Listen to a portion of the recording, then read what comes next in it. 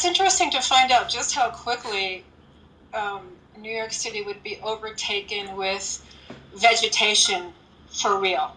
And we thought a few years, but it turned out shortly after the movie came out, there was a study that came out about what actually would happen to New York City if human life disappeared. And it would take like a year, and it would be completely overgrown. And within 3 years, it would just be gone. It would just be engulfed. And that was shocking to me. So we did use a lot of that. And the movie went through a few phases. And in one phase, there were a lot of military people all over the city. And it was just, in my view, it just looked like another, military encampment movie. You've seen a million of them. There's nothing to look at. It's just a bunch of dirt and tanks, and it's very boring. And when we started adding water and reflections and plants and everything to our illustrations, then the director suddenly was like, "Oh, yeah, okay." And we were all like, "Yeah, okay, this is good. So following that, we placed the movie a little bit later, so that it had been some time before the military had been all over the city. 6 billion people on Earth when the infection hit. I'm a survivor living in New York City. One of the most interesting things we did on that movie in preparation was we visited the CDC, which is the Center for, I don't know, I should know this, but I don't. Anyway, it's the United States, it's a federal organization that tracks contagious diseases.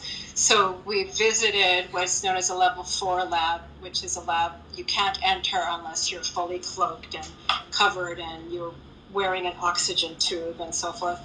And we were actually able to go into one that hadn't yet been occupied. So we could see just the machines and the lab itself. And it was so fascinating to see that they had sort of sprayed everything so that there are no sharp corners anywhere, so that you can always wipe it down and get rid of infection. That was pretty interesting. They also said that the apocalypse is coming. Yeah, they always say that.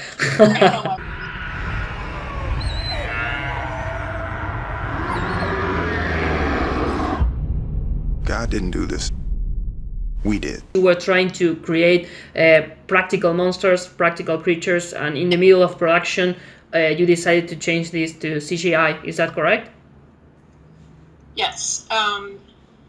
We wanted to use naked people, so there was a problem with that. And we also wanted them to move in a really slow and fluid way. Francis, the director, had found a pair of dancers who did this incredible slow, naked, crawling, climbing dance. And we tried very hard to get extras and so forth to do it, but it was impossible. I mean, you wanted to have a lot of them, and of course you could have replicated them in CG, but in the end, the things that we needed them to do weren't doable by human beings. I can help you!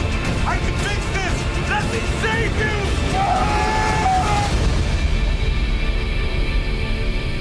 I didn't really like the monsters in the end, and but you do the best you can. Yeah, yeah, I know. Were you involved in this reshaping the monsters? Everybody was involved in that, and we all pitched lots of ideas. And my favorite had to do with Francis had these really beautiful ideas of a chase. The chases were always in and out of light because the monsters could only exist in the shadows. So that was beautiful. It got somewhat executed, and it was very difficult to do, and there were a lot of limitations there. And he also had an idea that the monsters would behave like a swarm.